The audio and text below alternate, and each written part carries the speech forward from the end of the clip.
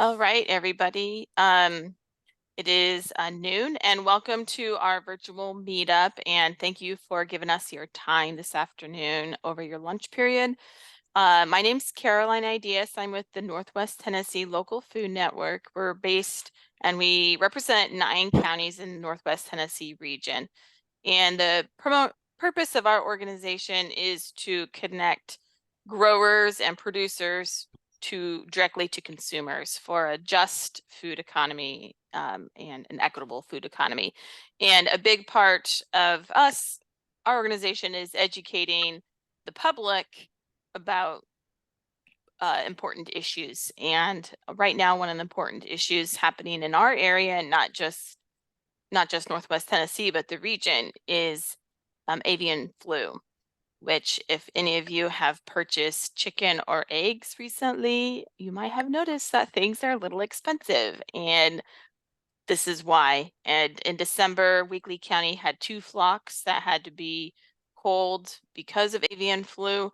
I'm not up to date as other happenings in our region, but it is definitely present, and it affects all from flocks from 500 plus to 5.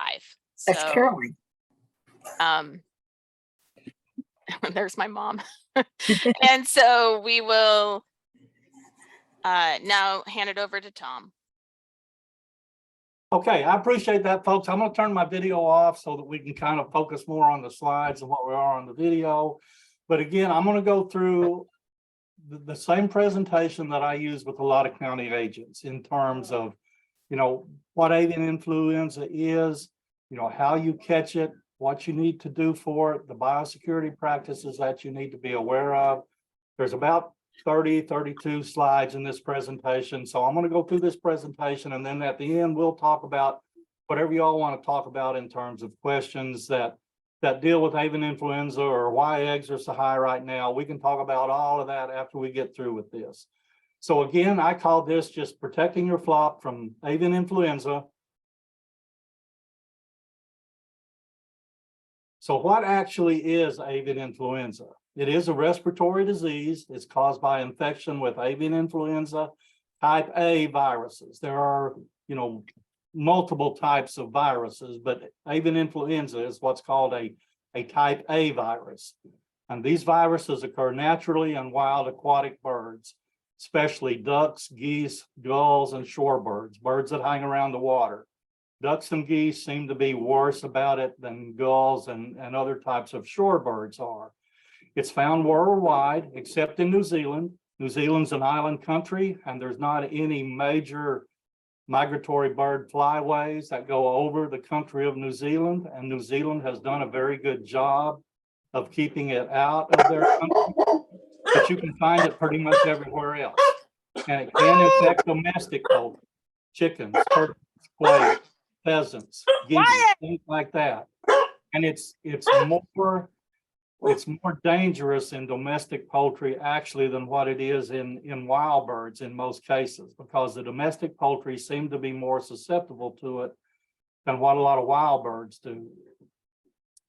So there's many different types of avian influenza A viruses, and they figure out what these types are by how the virus is kind of put together and what the protein situation of that virus is.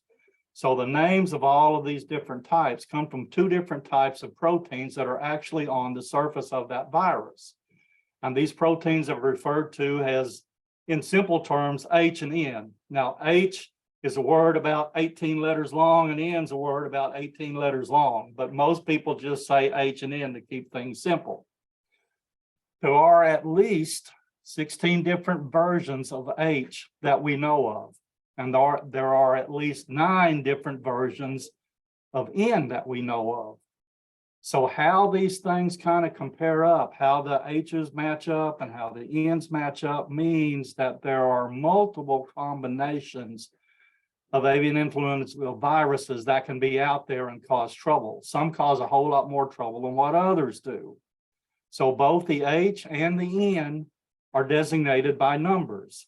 So for instance, H5N1, H7N9. The version that we have right now that is causing the most grief in the country is H5N1. The H5s and the H7s are the dangerous forms of avian influenza. You know, if the H is a 13 or the H is a 2, nobody worries about it very much because it's not going to make chickens sick. It's not going to make birds sick, and there's not going to be huge numbers of them that die.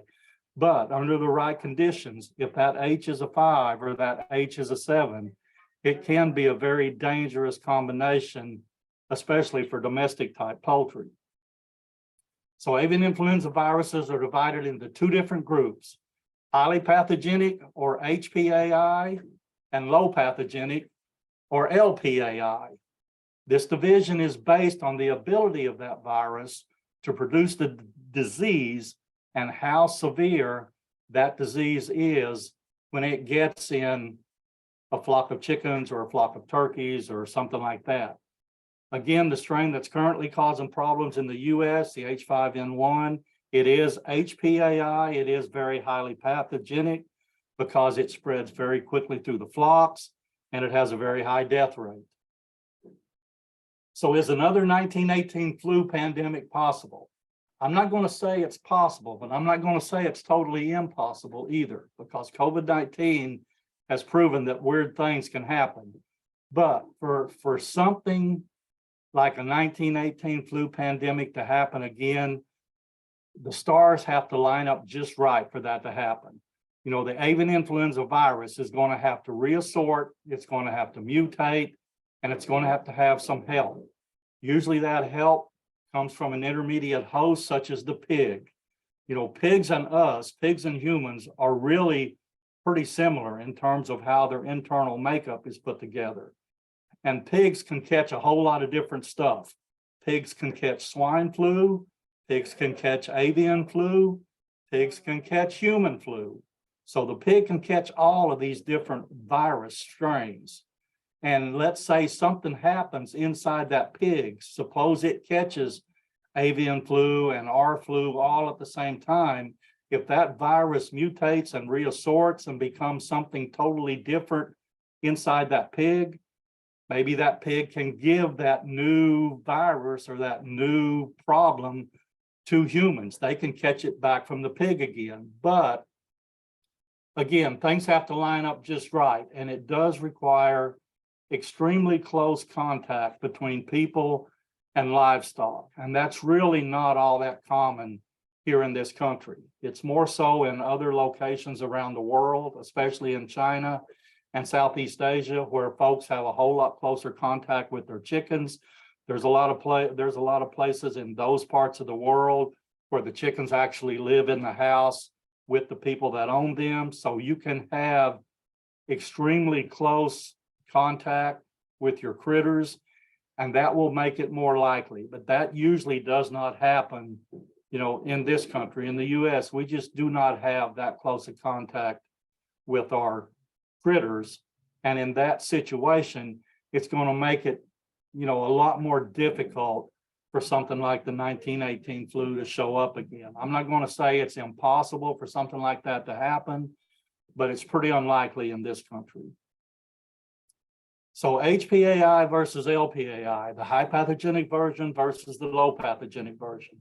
High pathogenic version is extremely infectious. If it gets in a flock of chickens, it's going to run through that flock very, very rapidly, and it's going to kill 95 to 100% of those infected birds in just a very few days. 3 to 4 days, they're all going to get sick and die. It's not like you're going to lose 1 today, 1 tomorrow, 3 the next day.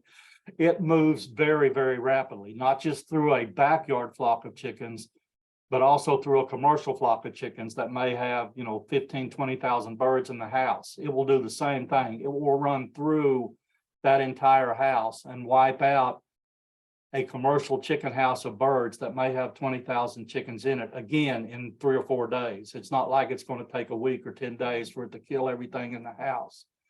It's completely different with low path avian influenza. It causes only minor illness in domestic poultry. Maybe your chickens catch low path and you don't even know it. Maybe you hear them cough and sneeze a little bit, but they don't show respiratory symptoms. They They don't have swollen sinuses, their eyes don't water, their nose don't run. And they do not, in most cases, even drop off in egg production. Maybe you see a little bit of drop off in egg production if it's a low path version. Maybe you don't see anything at all. But there's that much difference between the low path version and the high path version.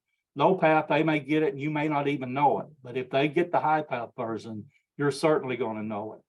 The low path version in most cases occurs naturally in migratory waterfowl. They tend to carry some version of it all the time. But for it to infect domestic poultry, it has to switch from a low path version to a high path version. And again, the H5s and the H7s are very capable of doing that very rapidly. So they can switch once they get into a domestic bird.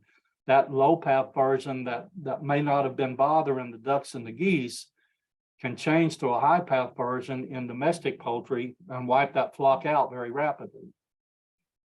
So what are we looking for? What kind of signs do our chickens show? It makes us think that maybe they do have avian influenza. There are a bunch of possible signs. Several of them are respiratory signs. So look at those first 5 that are in red. Sneezing, coughing, watery eyes, nasal discharge, swollen sinuses. Do all those sound familiar? Absolutely, because those are the same things we get when we get a respiratory infection. They're the same things that cows and hogs and horses get when they get respiratory infections. Respiratory infections all show pretty similar signs regardless of what species it is.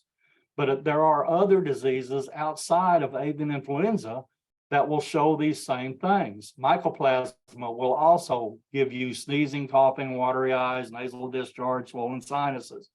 So will exotic Newcastle disease. So if you're going to know exactly for sure what it is that's causing you problems, you're probably going to have to take a bird to a diagnostic lab or have someone from the lab or from Dr. Beatty's office, the state veterinarian's office, come out and test and do some diagnostic work to figure out just exactly what it is that's causing you your problem, because several different diseases all show similar signs. There are things outside of the respiratory part that you can look for, though, that may also be a tip that maybe it's avian influenza. A lot of birds have a twisted neck. They kind of turn their head sideways or they turn it upside down and they're looking up at the sky. Decrease feed and water intake because they are sick. They don't feel good, so they're not eating and drinking like they should. They get dehydrated, again, because they're sick and they're not drinking enough water. If it is avian influenza that's high path, you will see a decreased egg production. Maybe not with low path, but certainly with high path. And you may see misshapen eggs. The eggs may not be shaped like an egg anymore. The shell may be wrinkled. The shell may be flat on one side. The egg may be thin and oblong instead of, again, shaped like an egg is supposed to be shaped. So look for misshapen eggs. Decreased fertility and hatchability, depression in your flock. You know, they get off by themselves. They huddle, again, because usually when they're sick, they have a fever. So they're cold and they want to huddle up. Lethargy, they just don't have any energy. They don't want to be active. They get off by themselves. And then once they get sick enough, you'll see increased mortality. So how is it transmitted?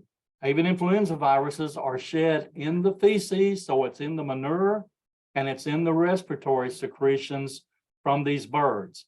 So whatever is in the nasal secretions from these birds and the manure from these birds, the virus is going to be in both of those places. So the fecal oral route and the respiratory transmission route can rapidly move that virus through a flock. And again, it doesn't make any difference whether it's 5 flocks in a backyard chicken flock or 5 birds in a backyard chicken flock or 20,000 birds in a commercial house. It's going to move through there very, very quickly. The virus can be on your clothes, it can be on your shoes, it can be on shared equipment, it can be on vehicles that pick the virus up, and it can move it from place to place in the environment. And to some degree, that's kind of what's happening this year, because there is just a lot of avian influenza virus in the environment right now. Walking through infected fecal material just before you go into the chicken coop or your chicken pen or your commercial chicken house. has got to be considered a very likely possible transmission route, because again, the virus is in the manure. And if you walk through the manure and then walk into your chicken pen or your chicken coop or a chicken house, you've put it there. It's not magically going to show up in your pen or your coop or your chicken house. It's got to be put there somehow.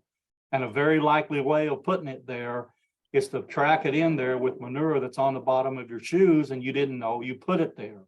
So it's critical to use foot baths, clean and disinfect footwear, or else wear new disposable footwear covers, wear booties or something when you're working around your chickens. Clean and sanitize your hands and your arms before you enter your chicken pen, when you leave the chicken house, because again, you don't want to pick something up and crack it somewhere where you don't want it.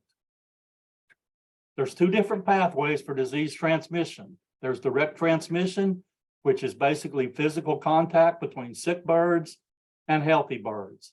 So that once it gets put inside the building or the pen or the coop or whatever, that's what's going to happen. One bird's going to get sick and it's going to make everybody else sick. But there's also indirect transmission, and that's the disease agent being put somewhere where the birds are. That's the part of moving it from one place to another, because again, it's just not going to show up inside your chicken coop without some help. There's several different methods of indirect transmission. I consider humans the number one threat on that list of indirect transmission possibilities. But you can also have infected feed, infected water, shared equipment, rodents and other vermin, the environment, if the pen gets contaminated, pets, they can track it in just like you can track it in. Songbirds and wildlife can also carry the disease. So how can it be prevented? The most important thing we can do to try to keep AI out of our flocks is to consistently practice a strong biosecurity program. And we'll talk about biosecurity a lot here in just a little bit. Also, prevent contact as best you can between your birds and wild birds, especially waterfowl. Ducks and geese especially are the two biggest troublemakers.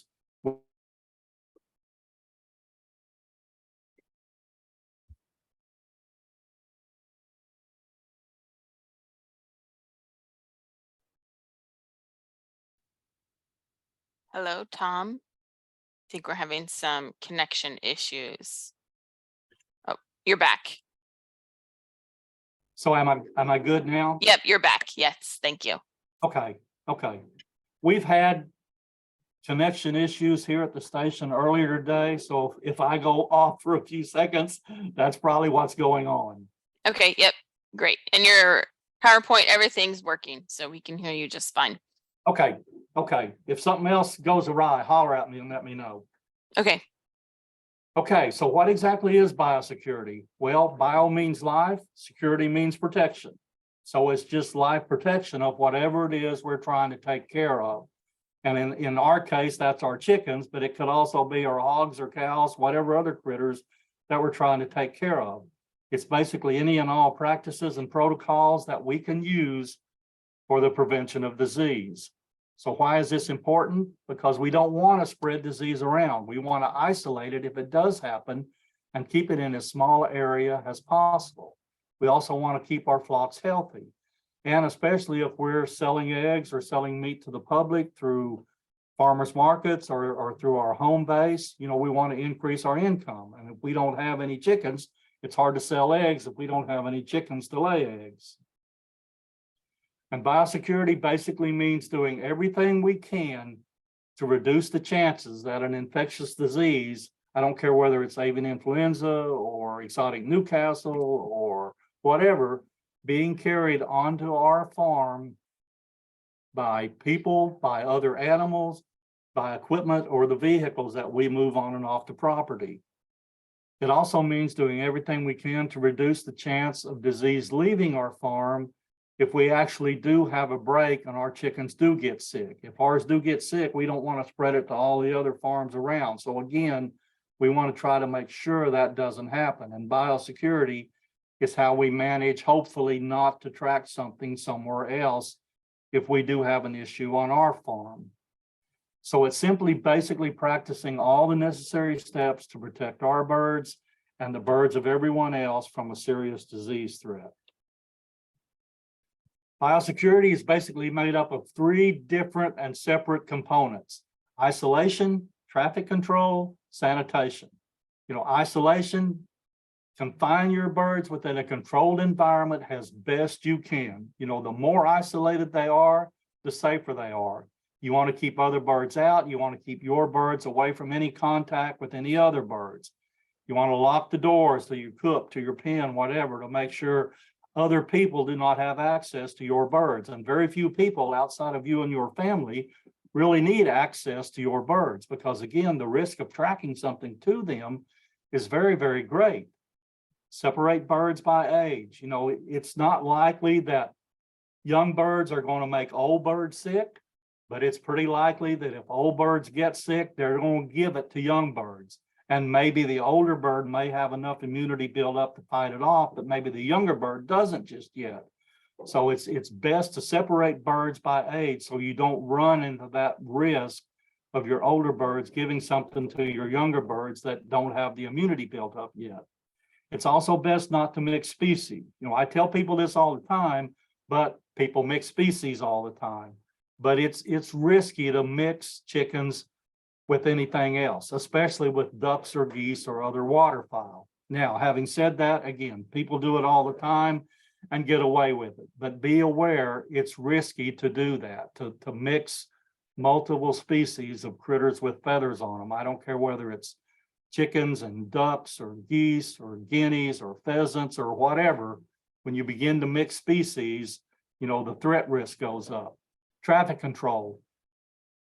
As best as possible, limit the traffic control on your farm. I don't care whether it's foot traffic or vehicle traffic. Know who comes and goes and why those folks are coming and going. Sanitation, again, disinfect material, disinfect equipment, disinfect people that are around your birds to try to make sure that something is not tracked on or tracked off the property. There's 2 different sets of biosecurity practices. One is prevent direct transmission. Again, by preventing direct transmission, do not bring something to your chickens. So acquire birds only from National Poultry Improvement Plan flocks. NPIP flocks are certified clean.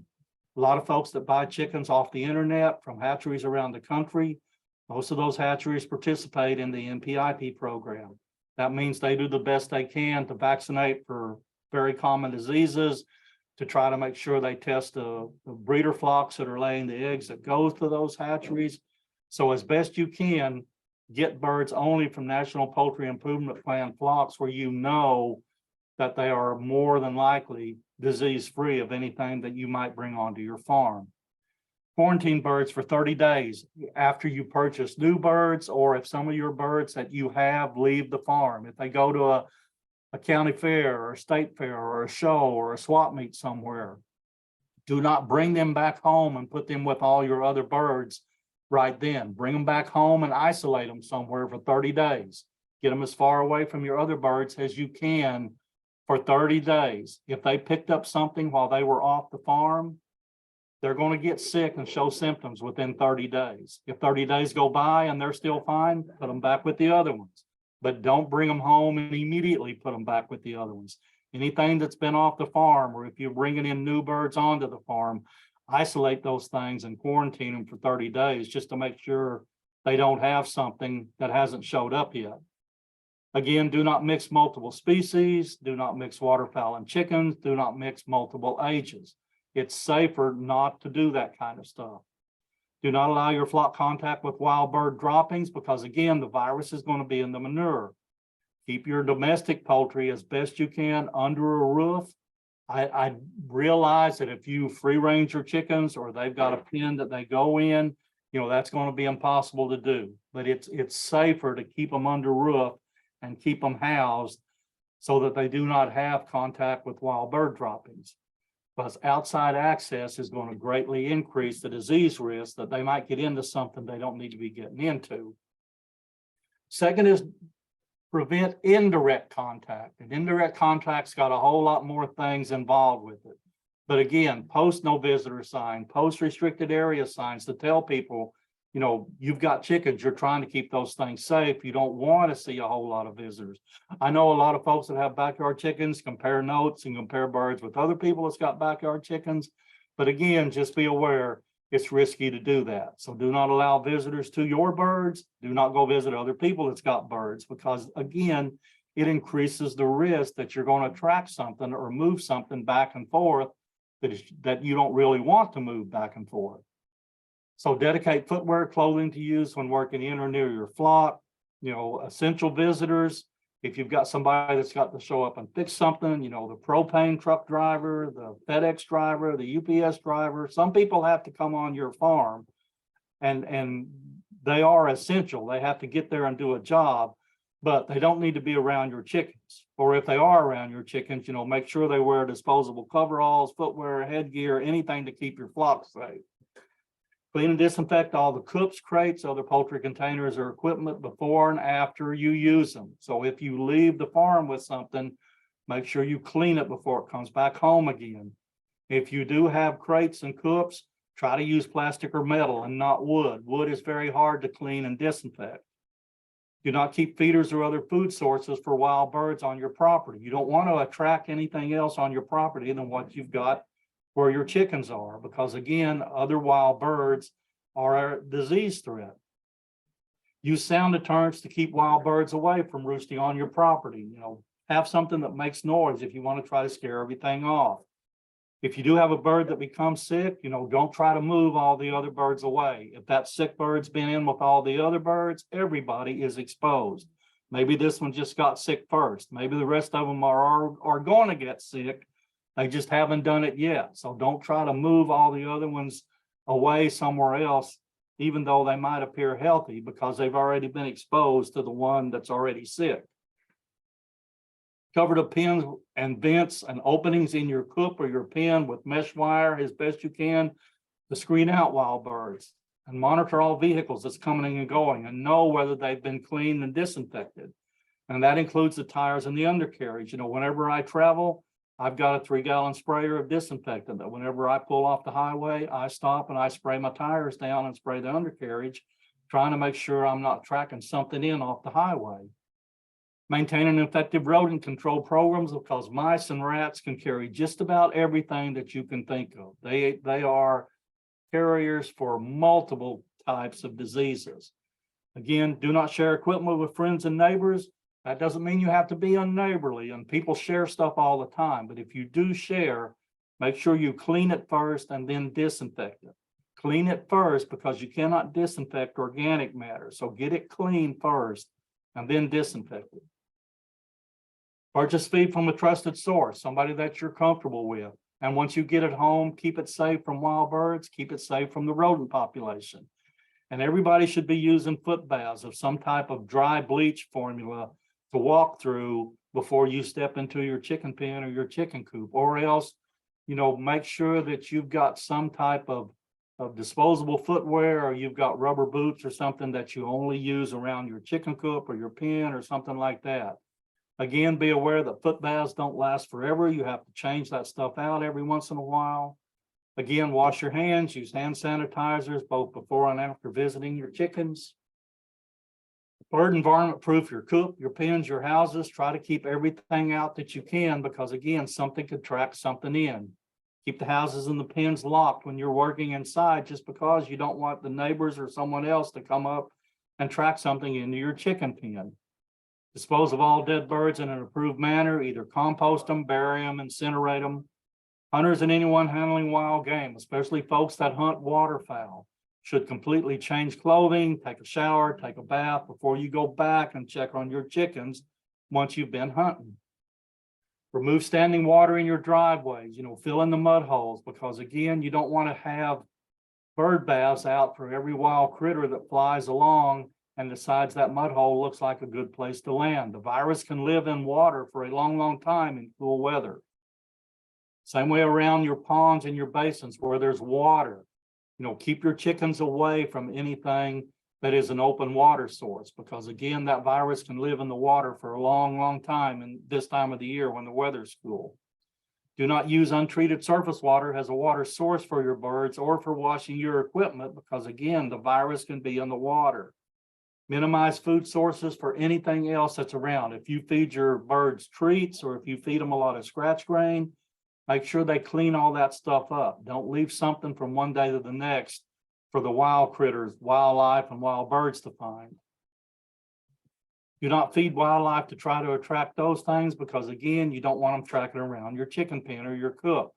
And as much as possible, prevent nesting sites around your pens and your coops. But be aware that it's unlawful to remove nests that either have eggs or that have young birds in them at any time of the year. If you use decoys, and some folks do try to use decoys to scare off critters, you're going to have to move them around frequently to try to improve their effectiveness, because whatever you're trying to keep scared off, if you never move that scare device or that decoy, they figure out pretty quick that it is just a decoy and it's not going to be a threat to them. And avoid trying to kill all the wild birds that show up around you to prevent the spread of HPAI. There's just too many wild birds. The numbers are too high. The movement is too constant. You're not going to be able to do that. So it's not practical, and it's not environmentally sound to try to do that. I will say a note on salmonella. This is mainly on avian influenza, but Dr. Beatty at the state vet's office is really putting a lot of emphasis on salmonella this year, especially for the folks that do chick chains, that have kids that play the chick chain game every year. Salmonella is extremely common in poultry. If you have chickens or if you have any type of poultry, you just as well assume that they have salmonella, because in most cases they do have. Do not kiss or snuggle baby chicks or backyard poultry. I know, regardless of how cute they are, do not kiss or snuggle on baby chicks, because again, they could very easily have salmonella on their down, on their feathers, and it will be very easy for you to pick that up and swallow it if you kiss and snuggle on your baby chicks all the time. Always wash your hands with soap and water immediately after you're through handling your poultry. Children that are younger than 5 really should not be allowed to handle backyard poultry at all, because they're a whole lot more likely to put their hands in their mouth before you can actually get their hands washed and cleaned if they've been handling poultry. So again, keep hand sanitizer near the coop or the pen and use that stuff. Do not bring backyard poultry into the house, especially the kitchen.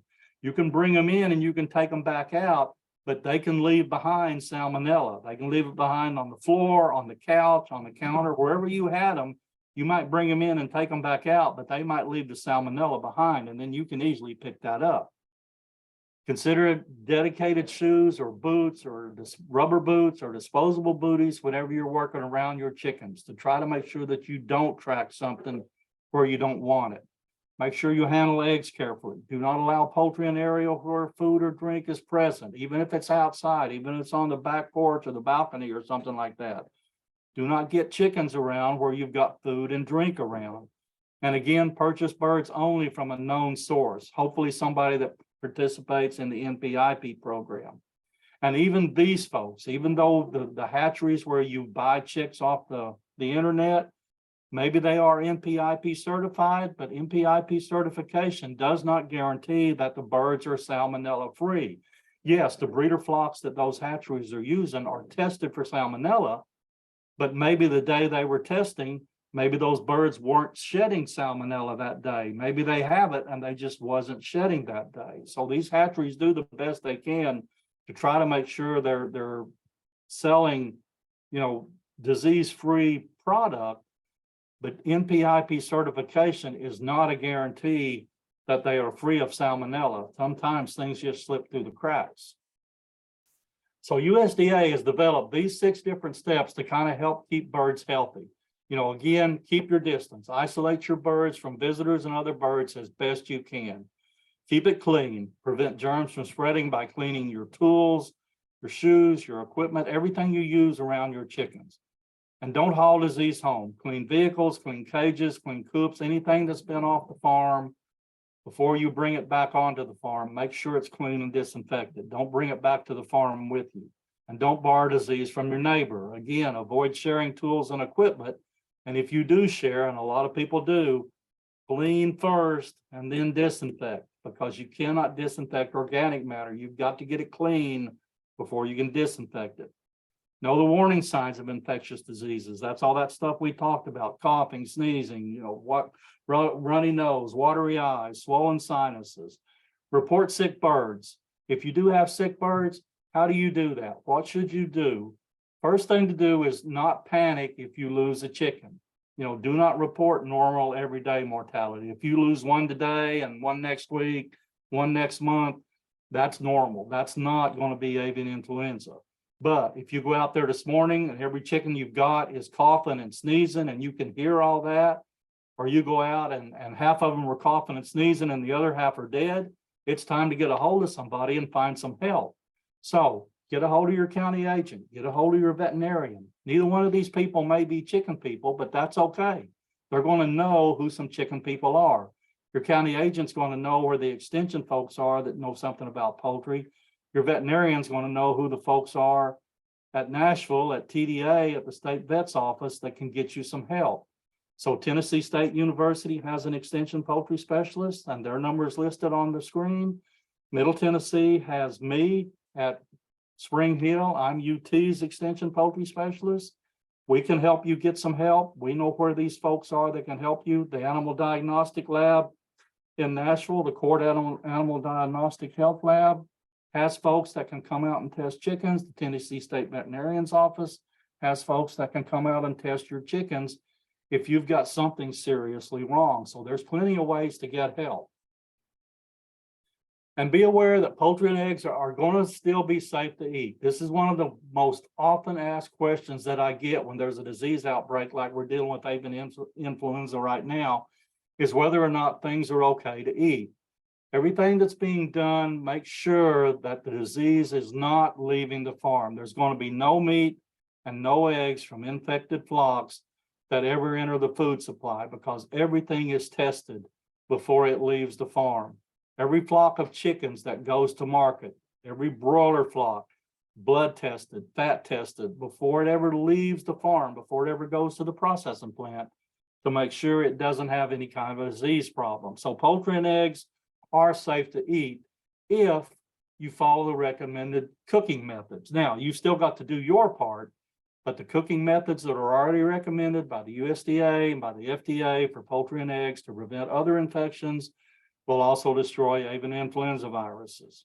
Now, again, with chicken, it's recommended that you cook poultry to 165 degrees. And that's true all the time, not just when there's a disease outbreak situation like what we're dealing with right now. That's true all the time. Once you leave the store with that product, it is safe. The chicken is safe, the eggs are safe. But if you buy a package of leg quarters or a package of split breast or something and take it home and let it sit on the counter 3 days before you cook it, yeah, something could be wrong with that. But when you leave the store with it, it's going to be safe. But you've got to do your part to make sure it stays safe until you get ready to cook the stuff.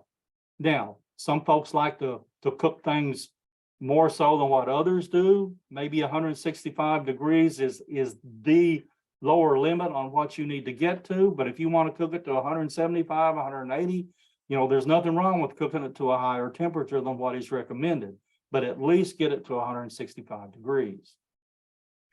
So to kind of summarize all this stuff, avian influenza is a serious concern right now to commercial poultry growers and backyard poultry keepers all across the state of Tennessee.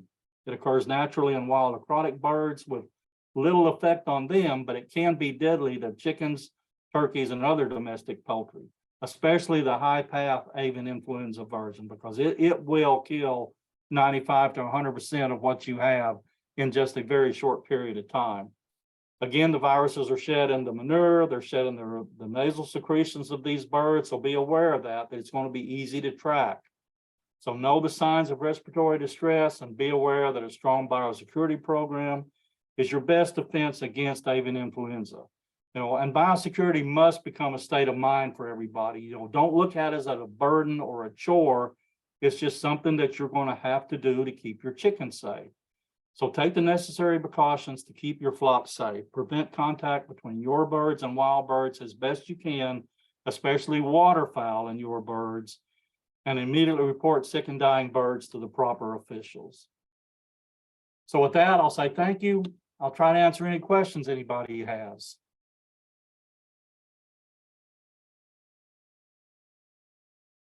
Thank you, Dr. Tabler.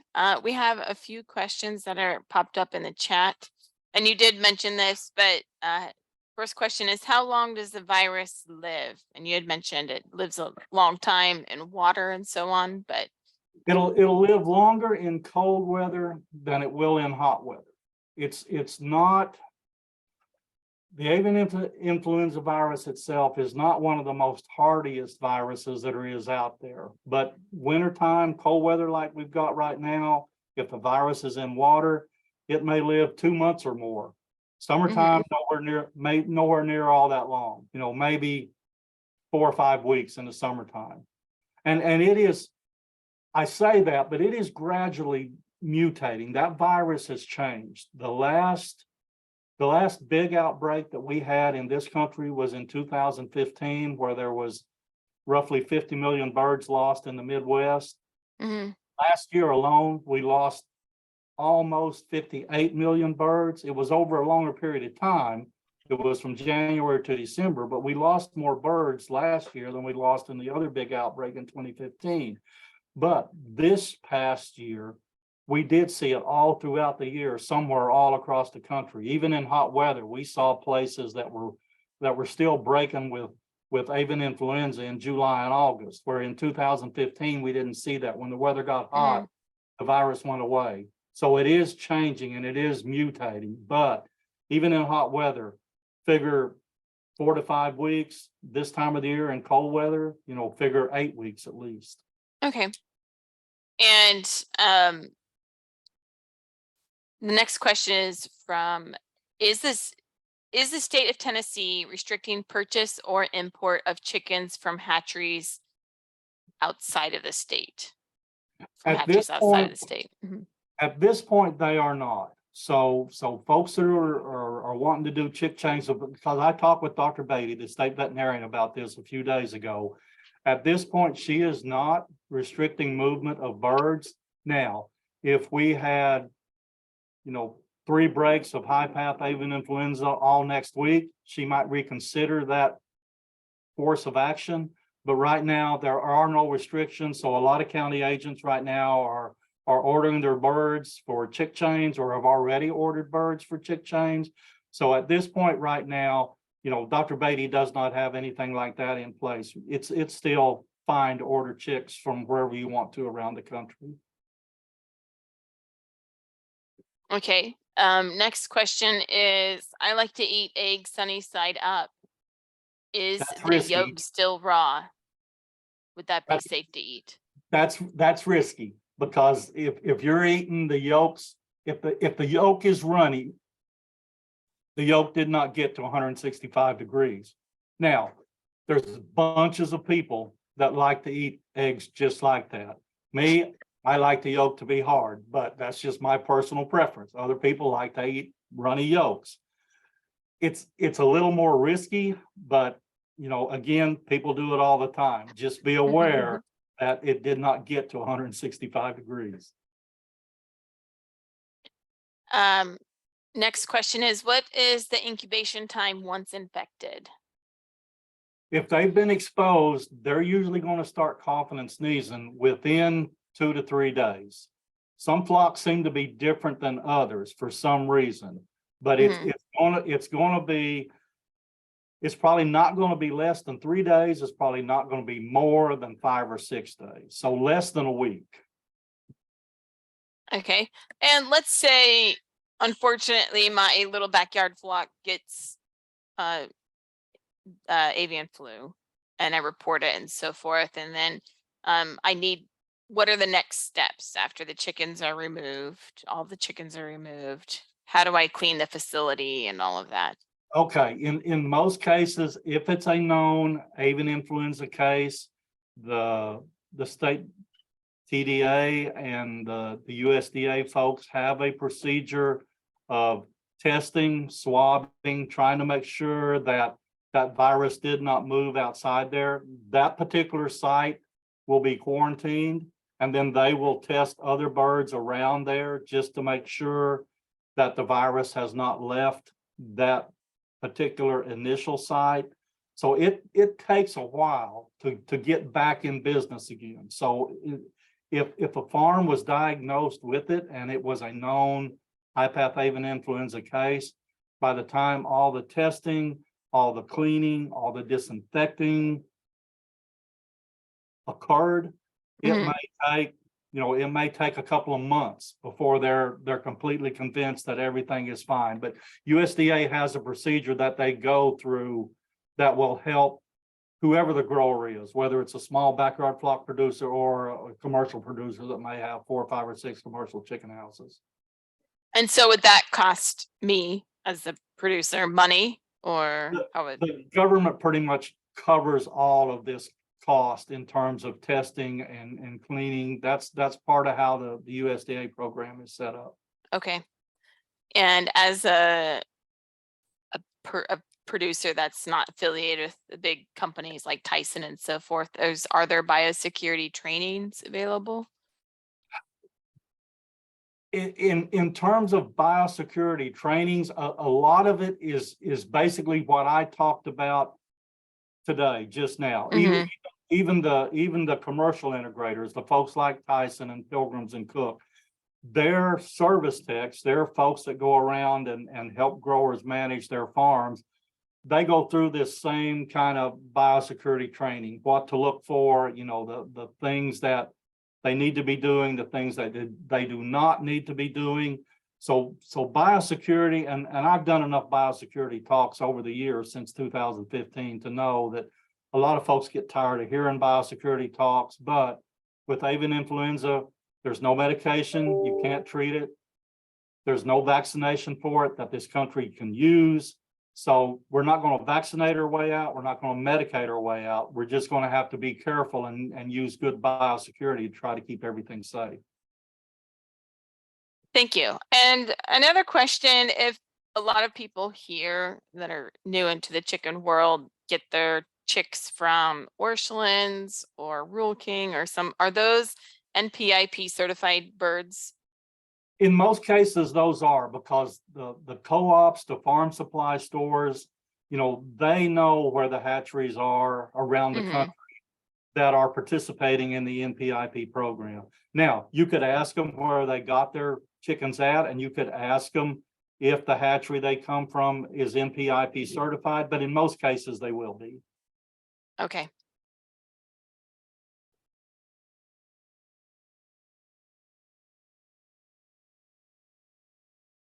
Another question is, what are good measures to control a rodent population with home flocks? To control what population? Rodents. Depending on what it is you're trying to keep out, rats, mice, any type of rat bait usually works for that, but do not use the same product more than about 3 to 4 months at a time. Rotate products and make sure that the active ingredient in that product is different. So there's multiple brand names of products, but several of those same different brand names may use the same active ingredient. Make sure it's not the same active ingredient, because rodents will become used to a particular substance over time. So in the course of a year, maybe you want to change active ingredients maybe 3 times or so. Okay, yeah, that's great to know. And another question is, how can farmers market vendors share information about food safety in their eggs that they sell? So for example, do they need to package them differently or have a sign at their booth? There is a publication that University of Tennessee puts out that is dealing with selling eggs. And I don't know that I remember the name or the number on that publication. I believe it's PB 1898. So it's Egg Sales in Tennessee is the name of the article. But you can type that in or type in UT extension PB 1898. That gives you folks that are selling backyard eggs, that gives them recommendations what has to be done. So if you're selling eggs in a carton, that carton has to have a keep refrigerated statement on it, either outside cover, inside cover, somewhere. So there are rules and regulations you have to abide by. The state of Tennessee does not necessarily have an egg law anymore. That was repealed, I believe, in 2015, maybe. But there are still federal regulations that you have to go by, and that's one of them. And it does have to have safe handling instructions on the carton, which says, keep refrigerated. But that is in this PB 1898, which is a very good publication for folks that are selling backyard eggs to have. Okay, and we included the link to that document in the chat Okay. box. Okay. Any other questions? It's about 12:51, so we're running out of time, but any last questions? One last question is, should people wear a mask when they visit the coop?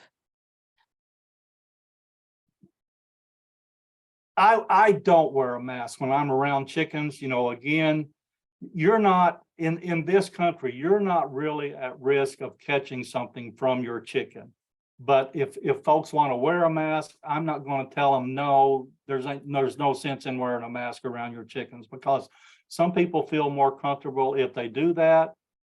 Personally, I don't do that. I know a lot of people that do not do that. But again, if it makes you feel better, knock yourself out, go for it. Thank you. And for those of you that had to step away or got distracted, we will send out Tom's slides and he sent some other PDFs previously that we will send as well if you registered for our chat, and we all have your emails. And I think that's it for questions. So again, thank you everyone for your time this afternoon, and especially Tom. This has been very informative and helpful, and anything that we can do to help spread the word and reduce avian flu just helps our food supply. So thank you.